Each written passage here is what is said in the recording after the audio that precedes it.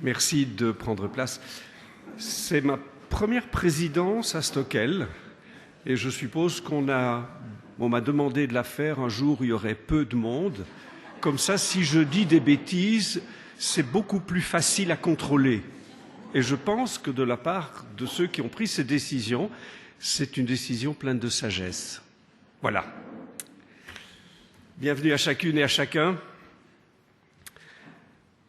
C'est vrai que nous sommes, en ce dernier dimanche de l'année, nous sommes dans ce temps un peu étrange entre Noël et Nouvel An. Noël, c'était jeudi, et le Nouvel An, nous le fêterons jeudi de la semaine qui commence. Et je constate que plusieurs ont profité de ce break pour souffler un peu avant de reprendre le rythme d'une nouvelle année qui sera certainement aussi chargée que celle que nous avons quittée. Et si nous sommes ici réunis en communauté ce matin, je pense que c'est certainement parce que nous avons plaisir à nous revoir dimanche après dimanche et dans d'autres occasions, mais bien plus encore parce que c'est dans la présence du Seigneur que nous voulons nous tenir pour lui exprimer notre reconnaissance, mais aussi recevoir de lui une parole qui nous permettra de poursuivre notre route et qui éclairera notre chemin. Et je vous invite à un premier chant. Je viens dans ta présence, et je dois faire une petite remarque que certainement d'autres ont déjà fait, mais en faisant le choix des différents cantiques pour ce matin, je me rends compte que la majorité des cantiques aujourd'hui sont à la première personne du singulier. C'est le « je » qui domine, alors que de mon temps, vu mon âge vénérable, de mon temps, on privilégiait le « nous ». C'était nous qui nous approchions du Seigneur, c'était nous qui étions dans sa présence. Donc nous chantons maintenant « Je viens dans ta présence » et je vous invite à vous lever.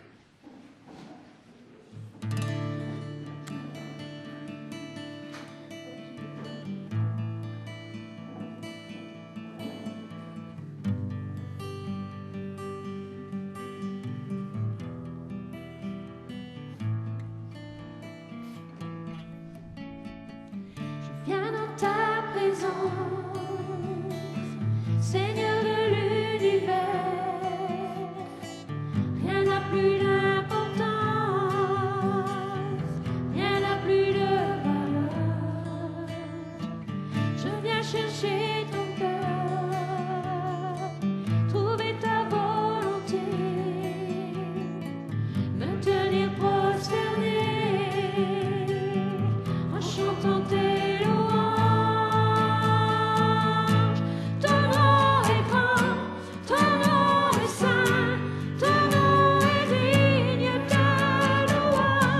À toi la gloire, à toi la puissance.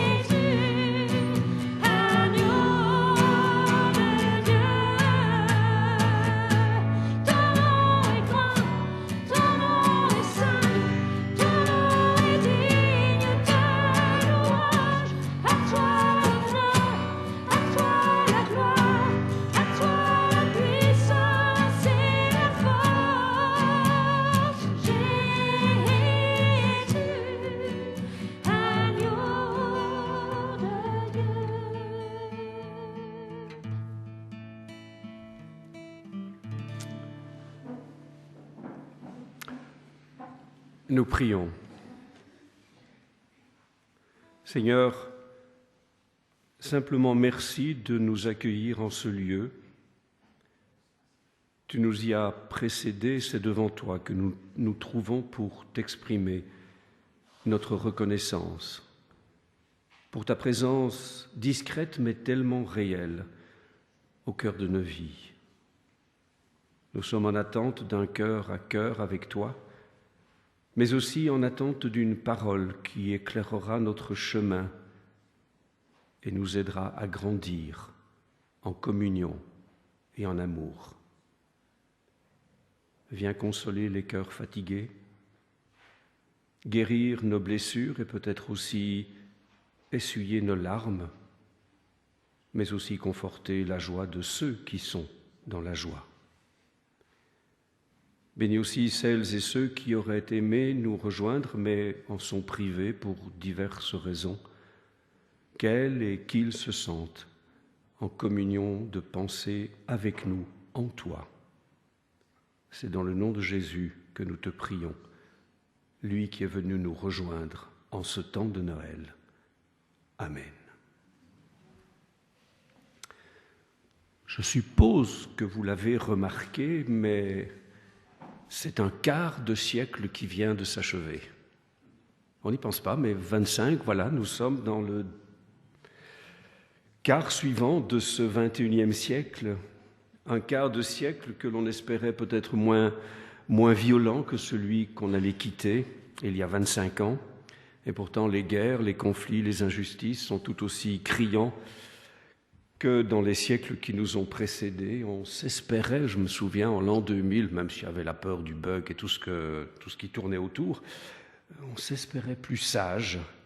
Et on espérait aussi qu'on entrerait dans une période qui serait avec des guerres moins présentes et moins violentes. Et pourtant, il n'en est rien. Tout au long de l'Avent et au cours de ces 3 cultes qui nous ont précédés, ou ces 4 cultes qui nous ont précédés, il nous a été clairement rappelé que l'Avent s'inscrit dans 3 attentes. Et j'aimerais qu'on s'y arrête pendant quelques instants. La première attente de l'Avent, nous la repérons tous, elle est évidente, c'est la venue du Christ à Noël. Attente à la fois de l'accomplissement des promesses pour le peuple d'Israël, promesses accomplies en Jésus-Christ. Et c'est vrai que cette attente, cette première caractéristique de l'Avent, nous la maîtrisons bien, nous l'avons bien intégrée et nous fêtons chaque année la fête de Noël. Mais il y a une deuxième attente sur laquelle je voudrais que l'on s'arrête un peu plus. Une attente qui est appelée à se vivre dans le quotidien de nos jours.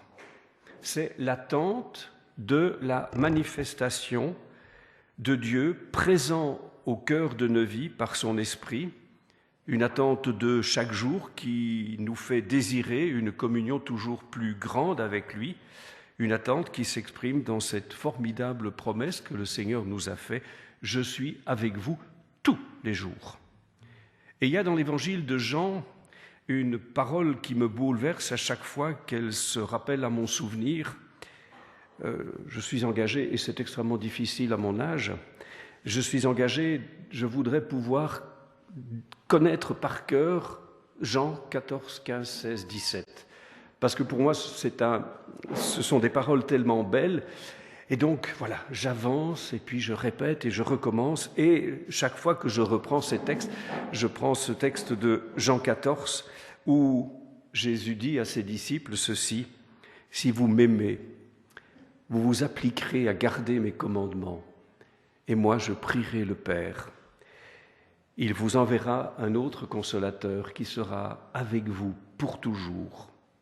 C'est lui l'Esprit de vérité, celui que le monde est incapable de reconnaître parce qu'il ne le voit pas et qu'il ne le connaît pas, alors que vous le connaissez, car il demeure auprès de vous et il est en vous. » Et je pense qu'il y a là, dans cette attente de la présence, il y a le grand défi qui nous est proposé, ce grand défi de nos vies, c'est de pleinement intégrer et vivre cette présence de Dieu qui fait de notre connaissance de lui non plus un savoir que l'on pourrait qualifier d'intellectuel, répéter quelques vérités, un credo, mais qui nous invite à une connaissance profonde, à une connaissance du cœur.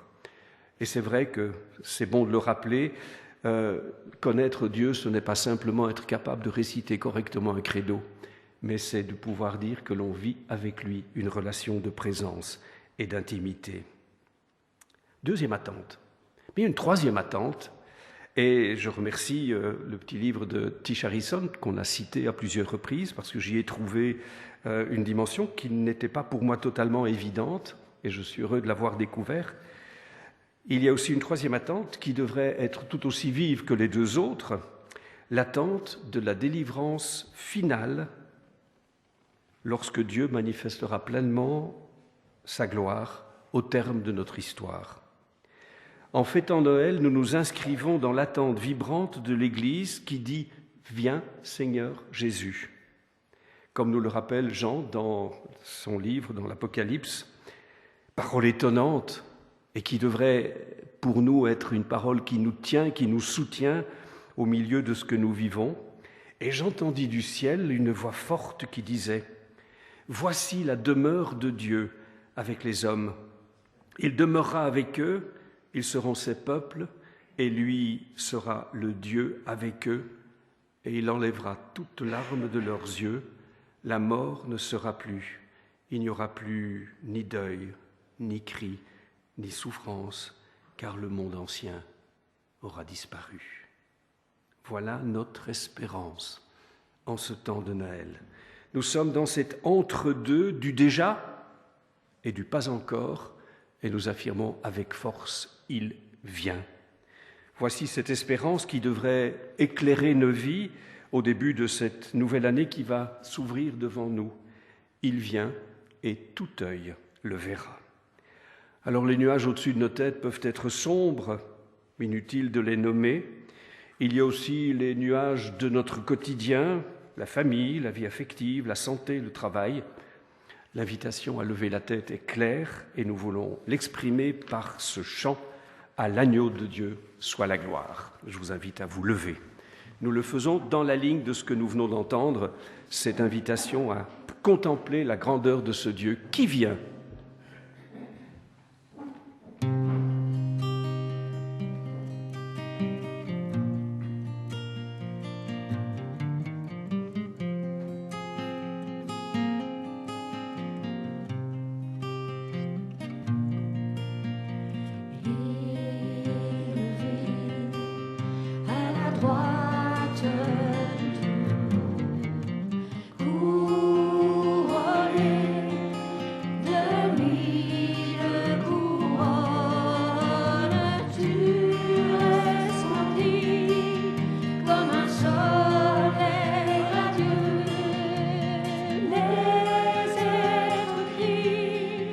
Autour de ton trône, à l'agneau de Dieu.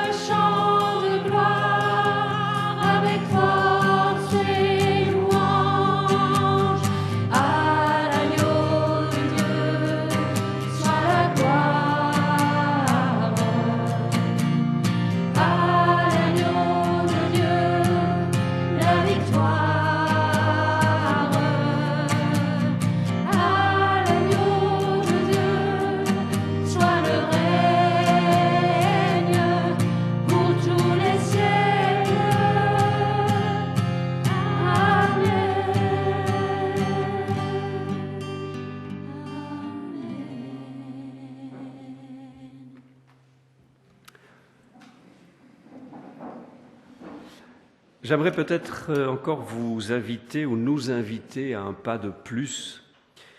Et si ce dernier dimanche, peut-être parce que c'est le dernier de cette année, nous prenions le temps d'en faire un bilan. Bilan de toutes les manifestations et les marques de l'action de Dieu dans le monde, dans notre Église, mais aussi dans nos vies. Et c'est vrai, comme cela a été rappelé dimanche dernier par Audrey, la pression qui s'exerce autour de nous empêche de nous arrêter, de prendre un peu de recul. Nous passons très souvent d'une activité à l'autre sans prendre le temps de nous poser quelque peu pour ouvrir un espace libre, vide, ouvert, pour accueillir une parole. Alors ce bilan, on ne va pas le faire maintenant, mais je vous invite dans les jours qui viennent à le faire en cette fin d'année, et puis d'y découvrir en fait deux réalités. La première, c'est que nous pouvons y découvrir combien la présence de Dieu a été réelle et fidèle au cours de cette année. Donc en fait, un constat de reconnaissance. Il a répondu à une demande concrète, il nous a portés au cœur d'une épreuve, au cœur d'un deuil ou d'une absence, il a apaisé nos cœurs qui étaient en souffrance, et plus simplement encore et plus fondamentalement encore, il nous a donné le pain, le couvert, le vêtement et l'amitié de personnes qui nous aiment. Et il me semble que cette reconnaissance, plutôt que de faire de longs discours, nous pouvons le faire à travers un cantique que nous allons, parce que ça nous permet d'être pleinement associés. Alors c'est un vieux cantique, mais vous le connaissez certainement, compte les bienfaits de Dieu et tu verras en adorant combien le nombre en est grand. Je vous invite de nouveau à vous lever.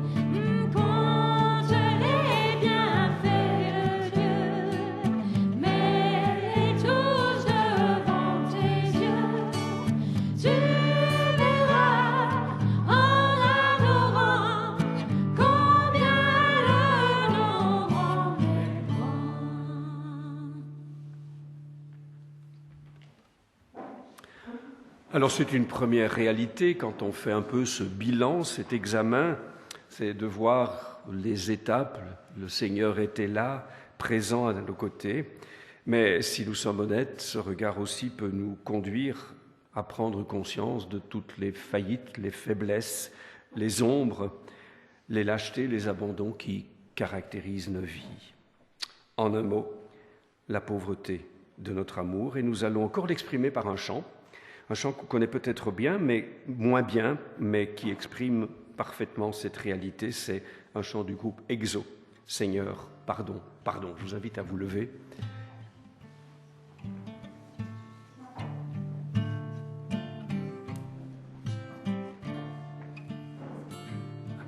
Pardon, Seigneur, pardon, pour notre orgueil, nos résistances. Viens enlever nos suffisances et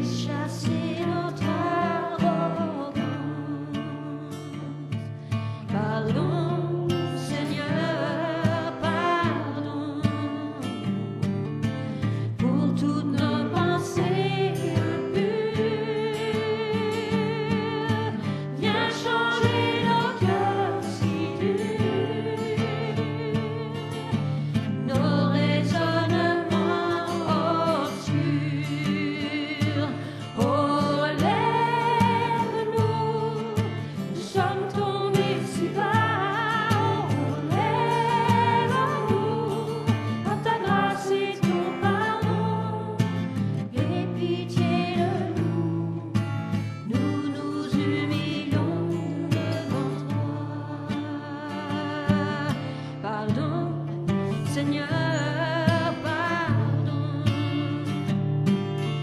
pour tant de paroles mauvaises. Viens adoucir nos mots de lait et que nos cœurs s'apaisent. Pardon, Seigneur, pardon de toujours garder rancune. Viens changer notre amertume, transformer notre attitude. Oh, relève-nous, nous sommes tombés si bas. Oh, relève-nous, par ta grâce et ton pardon. Aie pitié de nous, nous nous humilions devant toi.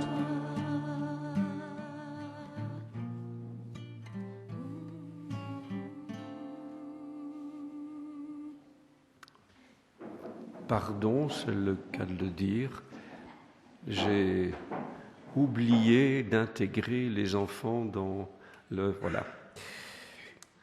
Je vous expliquerai pourquoi plus tard.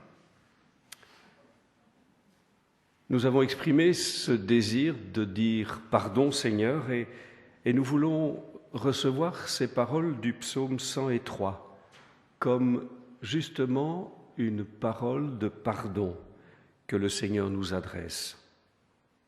Et ce psaume nous dit « Il ne nous a pas punis comme nous l'aurions mérité, il ne nous a pas fait payer le prix de nos fautes. Sa bonté pour ceux qui reconnaissent son autorité est immense, immense comme le ciel au-dessus de la terre. Il met entre nous et nos mauvaises actions autant de distance qu'entre l'Est et l'Ouest. Comme un père est tendre avec ses enfants, le Seigneur est tendre avec ceux qui reconnaissent son autorité. Il sait bien, lui, de quoi nous sommes faits. Il se souvient que nous sommes poussière. Voilà le pardon de notre Dieu. Combien il est bienfaisant de pouvoir nous approcher d'un Père qui nous connaît mieux que nous ne nous connaissons nous-mêmes, un Père qui a donné son Fils pour que par sa vie donnée à la croix, nous soyons réconciliés avec lui.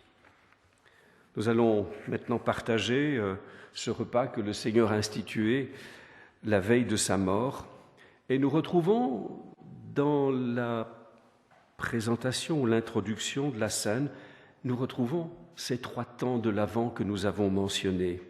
Ces 3 temps de l'attente, nous les retrouvons dans le partage du pain et du vin.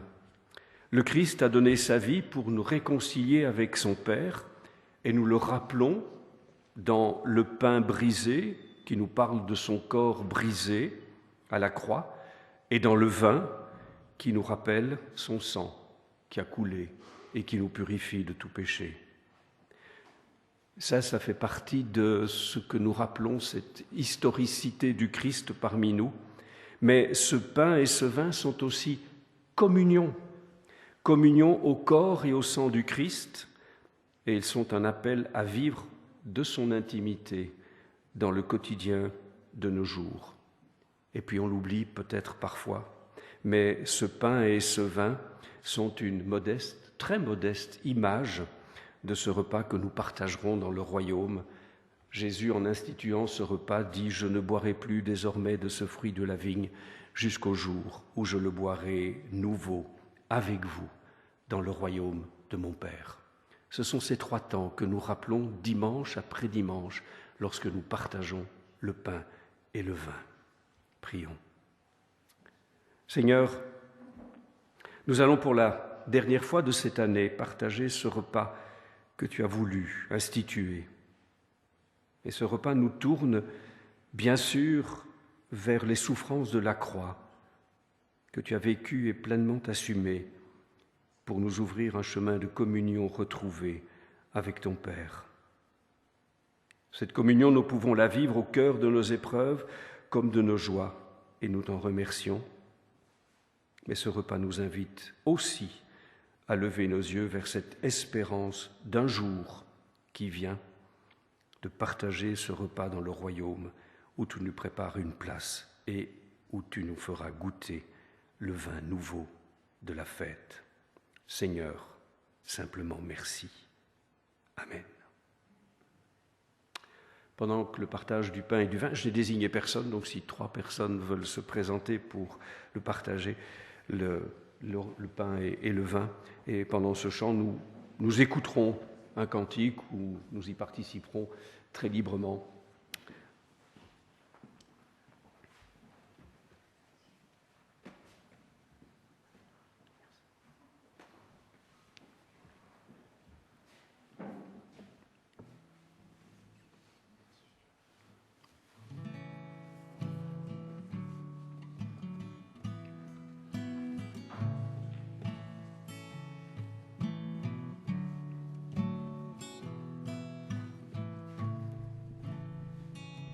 Au-dessus des puissances, au-dessus des rois, au-dessus de la nature et de la création,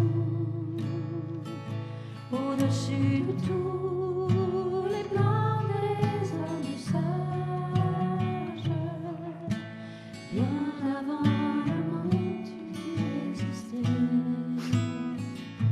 au-dessus des royaumes, au-dessus des trônes, au-dessus des merveilles que ce monde a connues, par-dessus tous les trésors de la terre,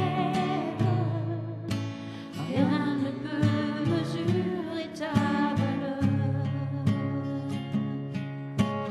Crucifié, seul abandonné, tu as souffert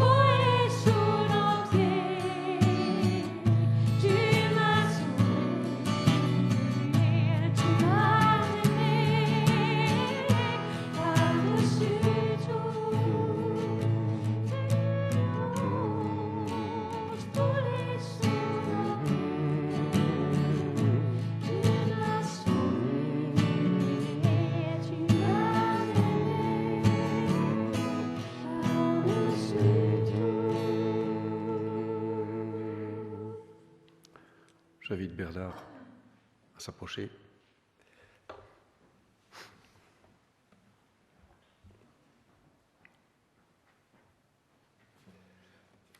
Seigneur, nous voulons te confier notre frère, cette parole que tu as mise sur son cœur, avec la confiance que c'était aussi une parole que tu veux nous adresser à chacune et à chacun. Rempli de ta présence, rempli de ta force, qu'il parle ce matin avec une autorité qui vient de toi, pour le bien de chacune et de chacun, en Jésus. Amen.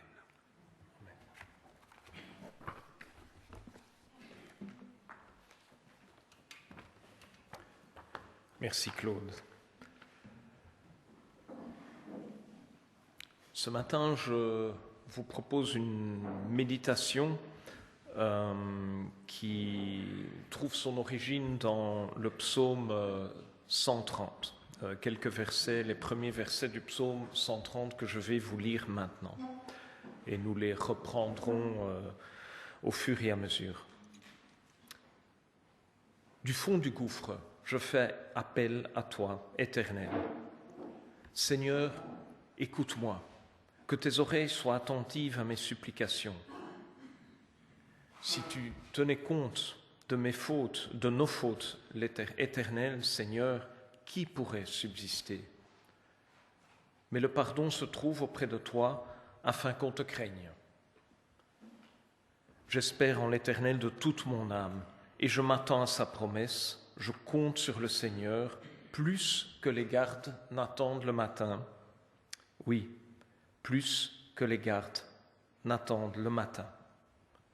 Alors on pourrait, je commencerai par m'attarder sur cette dernière phrase. Je compte sur le Seigneur plus que les gardes n'attendent le matin. De notre époque, on pourrait penser que ça n'existe plus. Mais si, ça existe pour ceux qui ont fait l'armée, les gardes qui attendent le matin. J'ai connu ça, des gardes de nuit. C'est long une garde de nuit, il ne se passe pas grand-chose. C'est la nuit. Et on est seul avec ses pensées.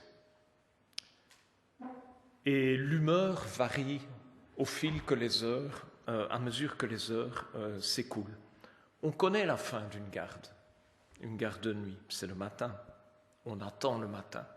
Et plus on attend, et plus ses pensées se structurent autour de la venue attendue du matin.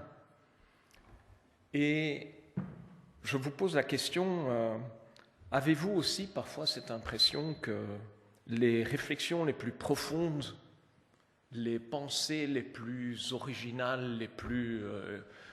où on se dit « Waouh, mais j'ai un éclair là », ça vient souvent quand on n'est pas dans l'action, quand on est dans l'attente, la nuit, dans un moment calme, quand on est seul au volant, quand on court seul.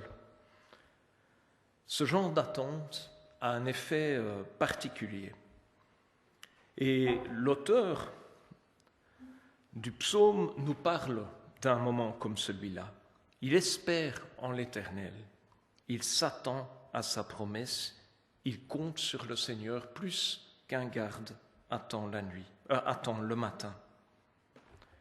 Et ce matin, je voudrais m'attarder un moment sur ces moments d'attente, de suspension, où l'on s'attend à Dieu, on s'appuie sur lui, on compte sur lui d'une manière générale, sans lien avec une demande précise.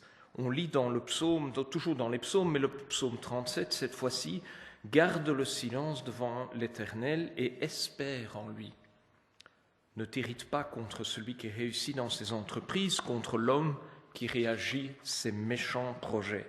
Garde le silence devant l'Éternel et espère en lui. » Alors s'attendre à Dieu de cette manière, c'est difficile évidemment.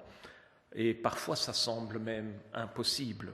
Souvent nous prions, le Seigneur nous invite d'ailleurs à prier, à lui adresser des supplications, et nous le faisons souvent, des prières de guérison, des prières de délivrance. Et du coup, forcément, on attend C'est mieux, Jean-Émile. Et du coup, forcément, on attend la réponse à ces prières spécifiques. Et l'auteur du psaume 130 semble avoir fait cela. Du fond du gouffre, je fais appel à toi, Éternel. Seigneur, écoute-moi, que tes oreilles soient attentives à mes supplications.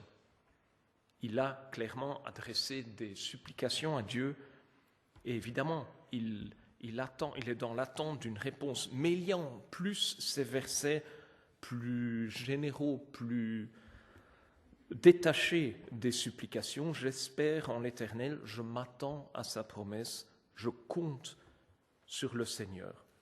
Il semble se tourner vers Dieu aussi. Il semble aussi se tourner vers Dieu sans attendre de réponse précise. Quand on compte sur quelqu'un, c'est souvent sans lien avec une attente particulière. Je compte sur le fait que tu feras ce qu'il faut. C'est comme l'enfant qui saute dans les bras de son père ou de sa mère, qui est sur une hauteur. On a fait ça et on vient, saute, et l'enfant saute sans se préoccuper de la façon dont il va être réceptionné. Et comme vous savez, Sophie et moi, on a des petits-enfants, et parmi eux, il y a la petite Charlie qui a cette particularité de se jeter dans les bras depuis une hauteur, ou même quand elle est dans les bras, de se lancer en arrière d'une façon totalement imprévue, et elle compte vraiment sur le fait qu'on va la rattraper. Elle ne sait absolument pas comment, mais elle se lance. Et je l'ai observé, et c'est de son père que ça vient. Il adore la rattraper par la jambe, par le bras. Évidemment, il est jeune, lui, donc il crée des difficultés au grand-père pour faire la même chose. Mais ce qui compte ici, c'est que Charlie compte sur le fait qu'on va la rattraper. Elle ne sait pas comment. Elle n'y pense pas, mais elle compte dessus. Elle s'appuie dessus. Et dans ce type d'attente, quand on compte sur Dieu de cette manière, on s'appuie sur la conviction qu'il est bon, qu'il est bien intentionné à notre égard, qu'il est fidèle, qu'il nous aime, et donc se reposer sur lui est une bonne chose. C'est un acte de foi. C'est la différence entre savoir que Dieu est bon, le savoir intellectuellement, et s'appuyer ou compter dessus. Je peux évidemment penser que je fais confiance à quelqu'un, mais tant que je n'ai pas confié quelque chose de précieux à cette personne, c'est une idée, c'est une notion théorique. Elle n'a de la valeur que quand j'ai vraiment confié quelque chose de valeur à cette personne. Compter sur Dieu, c'est la foi en action. Sinon, ce serait juste une attitude philosophique. Qu'est-ce qu'on fait quand on compte sur Dieu? Il y a d'abord, quand on compte sur Dieu de cette manière, on abandonne toute notion de mérite, de cause à effet. Et on fait ça avec les autres, avec les personnes qui nous entourent. Combien de fois est-ce qu'on ne dit pas ou on ne pense pas « tu me dois bien cela, je suis ton père quand même, je suis ton mari, je suis ta femme ». Ce serait juste logique que tu agisses de telle ou telle manière. Et quand on est dans cet état d'esprit-là, on compte sur l'autre, oui, mais on compte sur lui parce qu'il y a un mécanisme derrière, il y a une obligation, il y a un mérite, il y a c'est différent de la façon dont le psalmiste compte sur Dieu dans le psaume 130. Compter en l'Éternel, s'appuyer sur lui, c'est détacher de toute notion de mérite ou de cause à effet. Et le psalmiste nous le dit. Si tu tenais compte de nos fautes éternelles, Seigneur, qui pourrait subsister? Avec Dieu, aucun d'entre nous ne peut invoquer ce mécanisme-là, ne peut invoquer une raison pour Dieu de répondre à notre confiance, de répondre à notre attente. Nous ne pouvons pas lui dire « tu me dois bien cela ».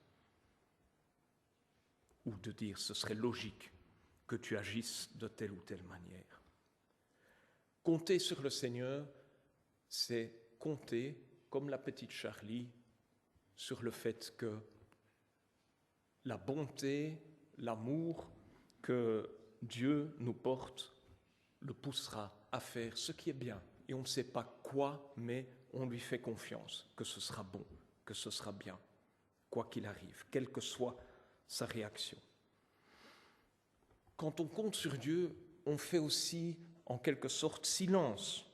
On fait taire certaines choses. On le lit dans le psaume 37, « Garde le silence devant l'Éternel et espère en lui. Ne t'irrite pas contre celui qui réussit dans ses entreprises, contre l'homme qui réalise ses méchants projets. Laisse la colère, abandonne la fureur, ne t'irrite pas. » Ce psaume exhorte l'homme à ne pas s'irriter contre des projets méchants qu'il voit, contre celui ou celle qui l'agresse ou qui bénéficie à notre détriment de quelque chose ou plus largement ne s'irrite pas devant une injustice. C'est ça l'exhortation. Laisse la colère, abandonne la fureur, ne t'irrite pas.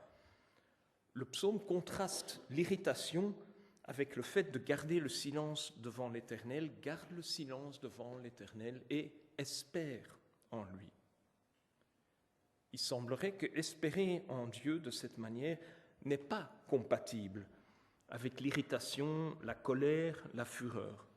Si l'on s'en remet à l'Éternel, ce sont des choses qu'il faut mettre de côté.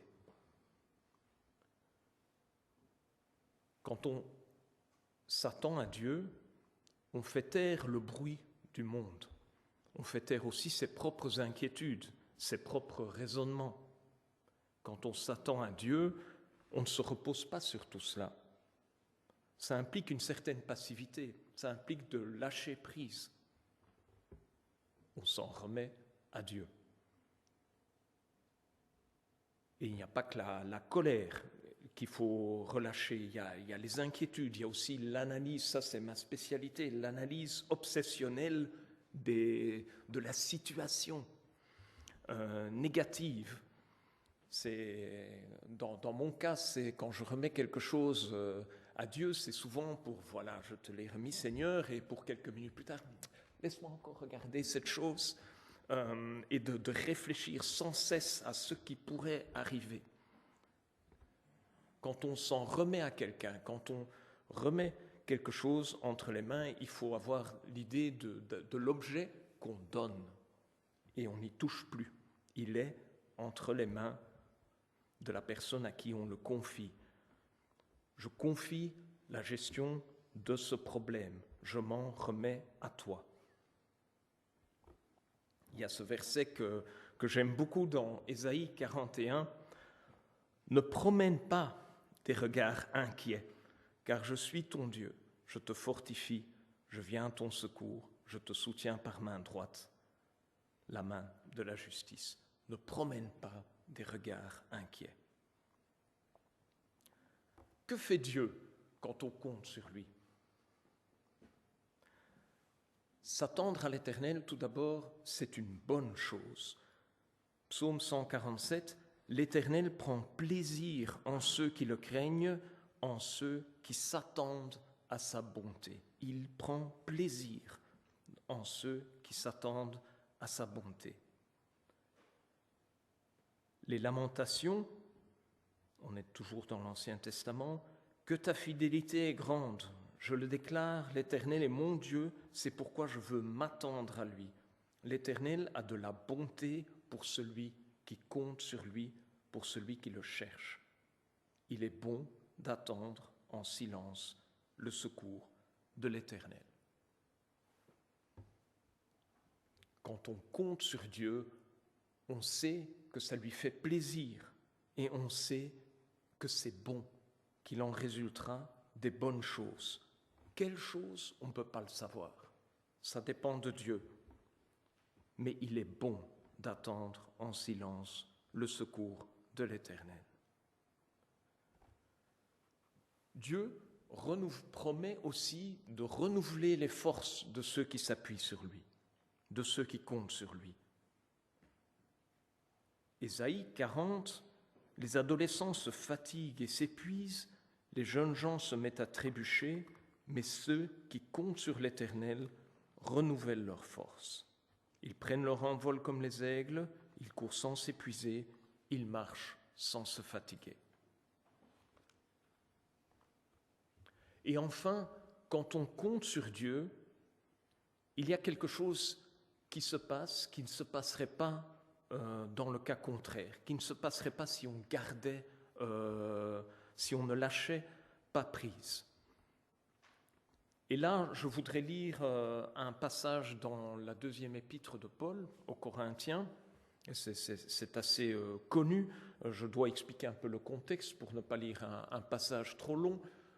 Paul en vient à écrire aux Corinthiens sur des révélations qu'il a eues en songe ou parce qu'il a été transporté, ça il ne le sait pas. Et puis il en vient à dire que pour qu'il ne s'enorgueillisse pas de ces révélations, le Seigneur lui a envoyé ce qu'il décrit comme une écharde dans son corps. Bon, on ne sait pas ce que c'est. Il ne décrit pas, et c'est clairement un problème physique. Une écharde, ce n'est pas mortel, mais ça peut faire rudement mal, c'est gênant, c'est douloureux. Et je reprends alors maintenant, je lis le passage qui nous intéresse. Donc c'est Paul qui parle. 3 fois, j'ai supplié le Seigneur de l'éloigner de moi, l'écharde donc, et il m'a dit, ma grâce te suffit, car ma puissance s'accomplit dans la faiblesse. Aussi, et là c'est Paul qui parle, je me montrerai bien plus volontiers fier de mes faiblesses, afin que la puissance de Christ repose sur moi. Alors, qu'est-ce qui se passe ici? Donc Paul a un problème, et en bon chrétien, il demande, il adresse une prière spécifique à Dieu. 3 fois, j'ai supplié le Seigneur de l'éloigner de moi, le problème, l'écharde. Qui d'autre que Paul a une bonne relation avec Dieu? C'est là que nous avons spontanément cette pensée, Dieu devrait l'exaucer. Paul, c'est Paul quand même. Il lui doit bien cela. C'est un peu le raisonnement qu'on pourrait avoir, que moi j'aurais eu en tout cas. La réponse de Dieu, c'est ça qui est intéressant ici. Ma grâce te suffit, car ma puissance s'accomplit dans la faiblesse. Quand il y a de la force, quand vous êtes en maîtrise de votre situation, vous occupez en quelque sorte le terrain. Vous ne pensez pas à confier quelque chose à Dieu, vous ne pensez pas à vous en remettre à Dieu parce que vous gérez parfaitement la chose. Moi, j'aime bien courir. Quand je cours, je ne pense pas à Dieu de m'aider à courir. Je le fais naturellement depuis des dizaines d'années. Ça ne me vient pas à l'esprit.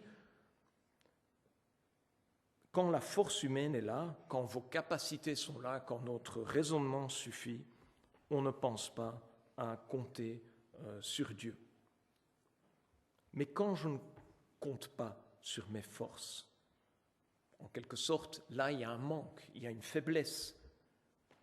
C'est là que la puissance de Dieu s'accomplit. Elle s'accomplit dans la faiblesse.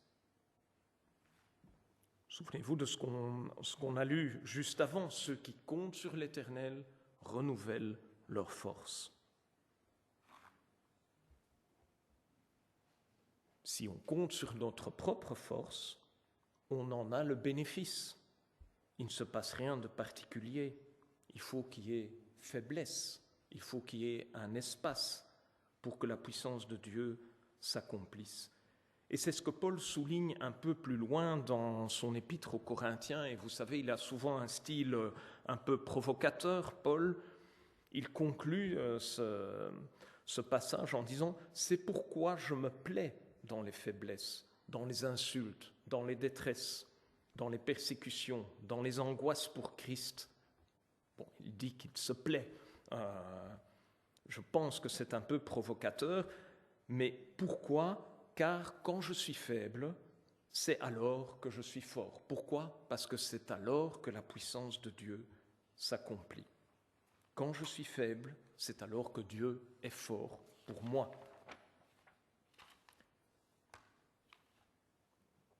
Alors c'est difficile évidemment, ce genre de choses. C'est complètement à contre-courant de ce que nous vivons. On l'a dit récemment, nous vivons dans une culture du tout de suite, aussi de la force, de l'individualisme. J'ai tout, c'est moi qui contrôle tout. Et dans ces conditions, s'attendre à Dieu, ça semble contre-intuitif.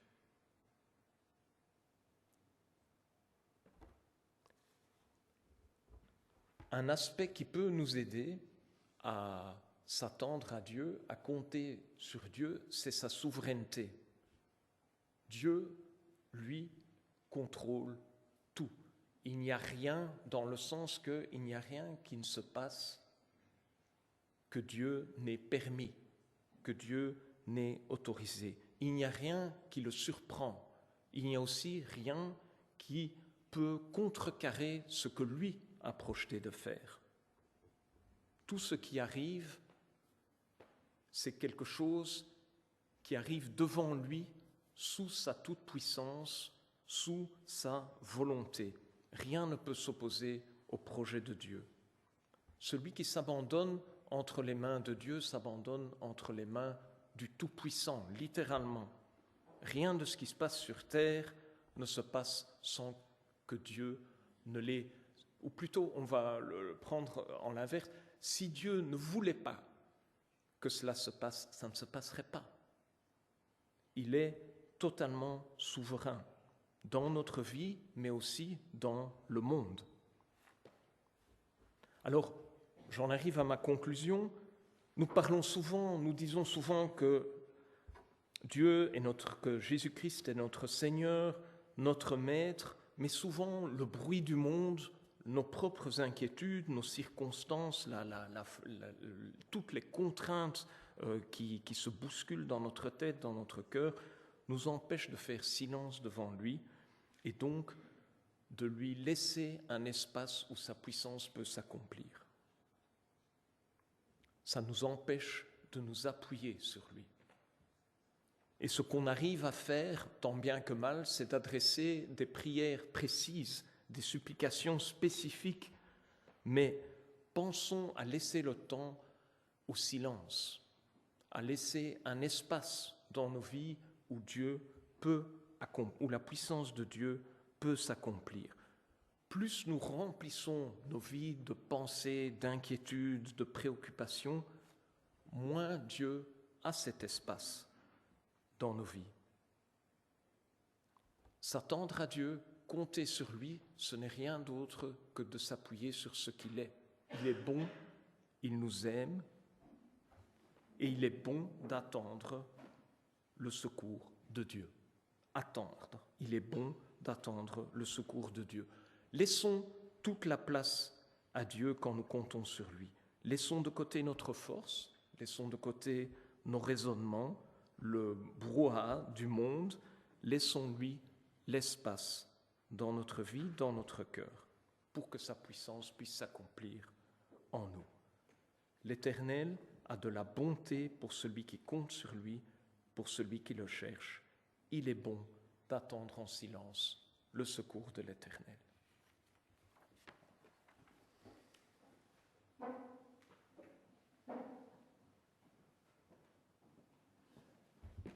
Merci pour ces paroles qui concluent en quelque sorte une année, mais qu'on aurait pu entendre tout au début de la nouvelle année, parce qu'il y a là toute une perspective pour ouvrir des espaces qui permettent au Seigneur de nous parler.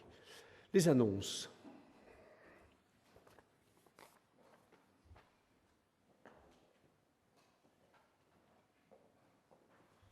Alors tout d'abord, si je suis bien informé, aujourd'hui c'est l'anniversaire de Suzanne. Bon anniversaire Suzanne.